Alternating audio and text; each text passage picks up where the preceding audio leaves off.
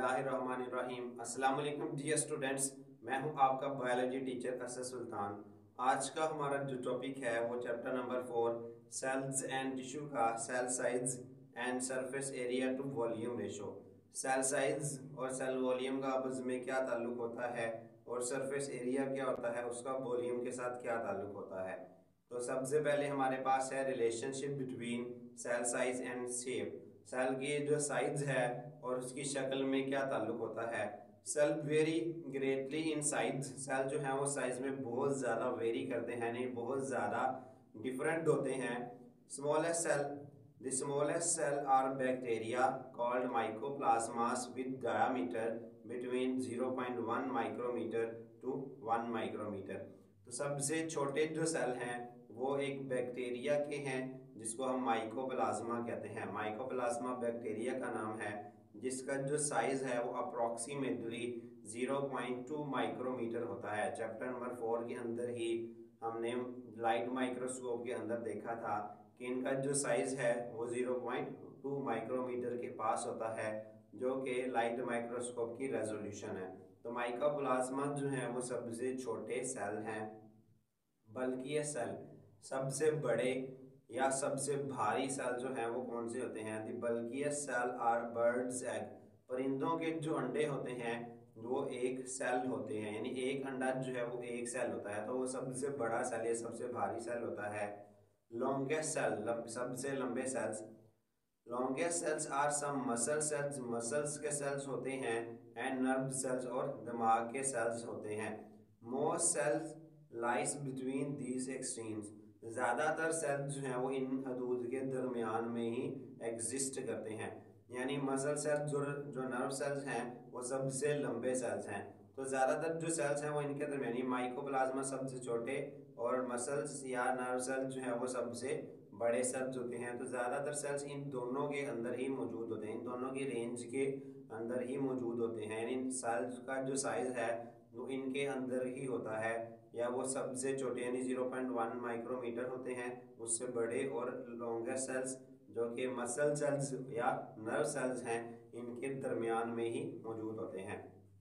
Relation of cell size and shape to cell function. अब इसका जो सेल का साइज या सेल की जो शेप है उसका सेल की जो फंक्शन है उसके साथ क्या ताल्लुक है। बर्ड्स एग आर बल्कि भारी होते हैं, बिकॉज क्योंकि they contain a large amount of nutrients. उनके अंदर जो है वो बहुत ज़्यादा मिकदार में न्यूट्रेंट्स मौजूद होता है फॉर द डेवलपिंग यंग, नशोनुमा पाते हुए जानदार के लिए। यानी उस अंडे के अंदर, उस अंडे से लाइक चूज़ा वगैरह है जो भी बर्ड है, ठीक है, शुतुरमुर्ग है तो उससे शुतुरमुर्ग निकलेगा, मुर्गी है तो मुर्गी का जो बच्चा है चिक जो है वो निकलेगा। तो बंडो जो होते हैं बर्ड्स एग होते हैं, परिंदों के जो अंडे होते हैं उनके अंदर जो है जो भी बच्चा नशोनुमा पा रहा होता है उसके लिए सारी स्टोर्ड न्यूट्रिएंट्स होते हैं, इसलिए उनका जो साइज है वो बड़ा होता है। दूसरा जो है वो हमारे पास है muscle cells. Long muscle cells are efficient in pulling different body parts together. तो जो मसल सेल्स लंबे क्यों होते हैं, क्योंकि इन्होंने जिस्म के मुख्तलिफ हिस्सों को खींचना होता है, ठीक है। लाइक जैसे हमारे जो बाइसेप हैं, बाजू के ऊपर वाले जो मसल्स हैं वो बाइसेप होते हैं, नीचे वाले ट्राइसेप। अब इनके को एक हिस्से जो है वो यहाँ पर अटैच होते हैं मसल के, ठीक है, शोल्डर के साथ, और दूसरे यहाँ हमारे बाजू के आगे वाले हिस्से के साथ अटैच होते हैं। तो उन्होंने डिफरेंट हिस्सों को, हमारी जो बाजुओं की मूवमेंट होती है वो असल में इन मसल्स की वजह से हो रही होती है। तो अब ये जो मसल्स हैं इन्होंने जिस्म के मुख्तलिफ हिस्सों को खींचना होता है, इसलिए ये लंबे होते हैं, ये डिफरेंट हिस्सों को आपस में कनेक्ट कर रहे होते हैं। नर्व सेल्स, दिमाग के cells. Lengthy nerve cells can transmit messages between different parts of body. अब जो लंबे नर्व सेल्स होते हैं वो जिस्म के मुख्तलिफ हिस्सों के दरमियान जो है वो आपस में मैसेजेस, यानी दिमाग से बॉडी के किसी भी पार्ट तक जो है वो मैसेज जो है ये ट्रांसपोर्ट करते हैं। ये जिस्म के मुख्तलिफ हिस्सों से, बाकी हिस्सों से जो मैसेज है वो दिमाग तक आता है। तो ये सेल्स जो हैं वो दिमाग के साथ जिस्म के हिस्सों को कनेक्ट कर रहे होते हैं, इसलिए ये लेंथी होते हैं। Benefits of small cell size. Cell के साइज का छोटे होने क्या फ़ायदा क्या होता है। Small cell size also has many benefits. For example, human red blood cells are only 8 micrometer in diameters. मिसाल के तौर पर इंसान का जो रेड ब्लड सेल्स हैं उनका जो डायमीटर है वो सिर्फ 8 माइक्रोमीटर है। And therefore can move through our tiniest blood vessels capillaries. इसलिए हमारी सबसे छोटी सबसे बारीक जो ब्लड वेसल्स हैं उनके अंदर से भी मूव कर सकते हैं। सेकंड जो है surface area of large and small cells. बड़े और छोटे सेल्स का जो सरफेस एरिया है, सतही रकबा। सतही रकबा कहते हैं वो चीज़ जो कि एनवायरनमेंट के साथ टच के अंदर है, ठीक है, यानी वो हिस्सा जो एनवायरनमेंट के साथ डायरेक्ट कांटेक्ट के अंदर है उसको हम जो है वो सरफेस एरिया कहेंगे।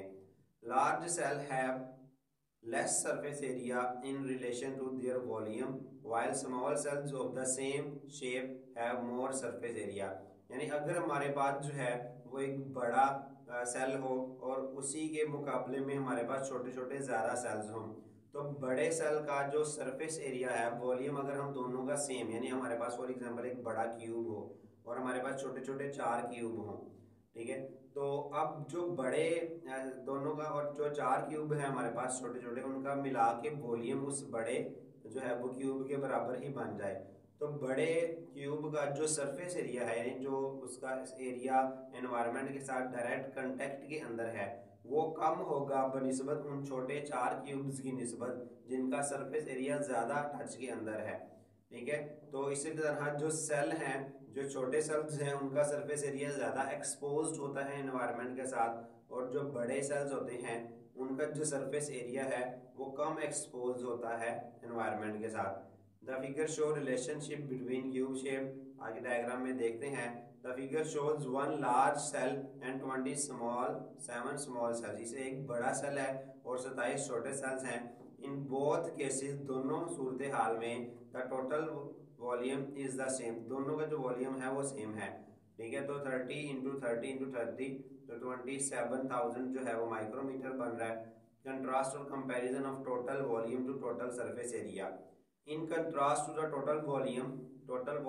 टोटल हुजम के बरअक्स the total surface area very different because the cubical shape has 6 side. Cube की जो है वो 6 साइड होती हैं, जैसे लूडो का जो दाना होता है। इस surface area is 6 time the area of one side. इसका जो सरफेस एरिया है वो एक साइड की निस्बत 6 गुना ज़्यादा होता है। The surface area of cube are as follow. Diagram में हम देखते हैं तो हमारे पास एक जो है वो बड़ा सेल है और ये 27 छोटे छोटे सेल हैं।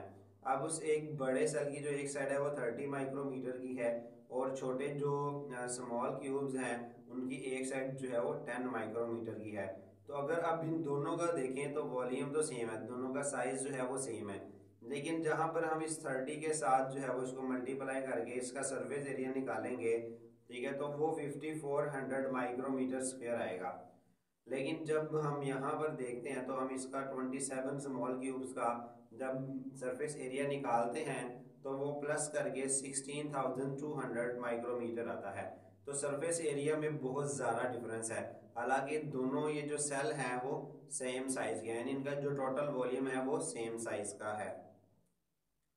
Surface area of 1 large cube, अगर हम एक लार्ज क्यूब का देखें तो 30 मल्टीप्लाई बाय 30 यानी उसकी जो लेंथ इंटू विड्थ है और जो कि 6 साइडें होती हैं क्यूब की तो उसको 6 से मल्टीप्लाई करेंगे तो 5400 माइक्रोमीटर स्क्वायर जो है वो हमारे पास आ जाएगा लार्ज क्यूब का सरफेस एरिया।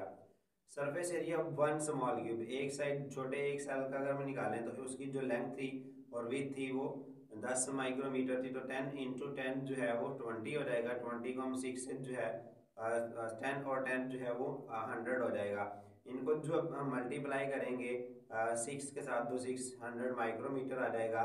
सरफेस एरिया अब ये एक सेल का आया है, ठीक है, तो 600 माइक्रोमीटर, ये छोटे सेल्स 27 थे उनमें से हमने ये एक का निकाला है। अब सरफेस एरिया 27 स्मॉल क्यूब, एक स्मॉल क्यूब का अगर हमने निकालना है तो हम क्या करेंगे, इस 600 माइक्रोमीटर को हम 27 से मल्टीप्लाई कर देंगे तो वो 27 क्यूब्स का 27 सेल का जो है वो सरफेस एरिया आ जाएगा और वो बनता है 16,200 माइक्रोमीटर। यानी हमारे पास दोनों का वॉल्यूम सेम है, जो लार्ज क्यूब है और 27 स्मॉल क्यूब है, इन दोनों का वॉल्यूम सेम है, लेकिन दोनों का जो एक्सपोज्ड सरफेस एरिया जो एनवायरनमेंट के साथ टच के अंदर है, ठीक है, वो दोनों का बहुत ज़्यादा डिफरेंट है। रोल ऑफ सरफेस एरिया का क्या किरदार होता है? The need of nutrients and rate of waste production are directly proportional to cell volume. ठीक है, तो न्यूट्रिएंट्स की ज़रूरियात और जो वेस्ट मटेरियल का बनना होता है वो सेल के वॉल्यूम के साथ डायरेक्टली प्रोपोर्शनल होता है, यानी जितना ज़्यादा सेल बड़ा होगा उतने ज़्यादा जाहिर है उसको न्यूट्रिएंट्स भी चाहिए होंगे और उतने ज़्यादा ही वो वेस्ट प्रोडक्ट भी बनाएगा।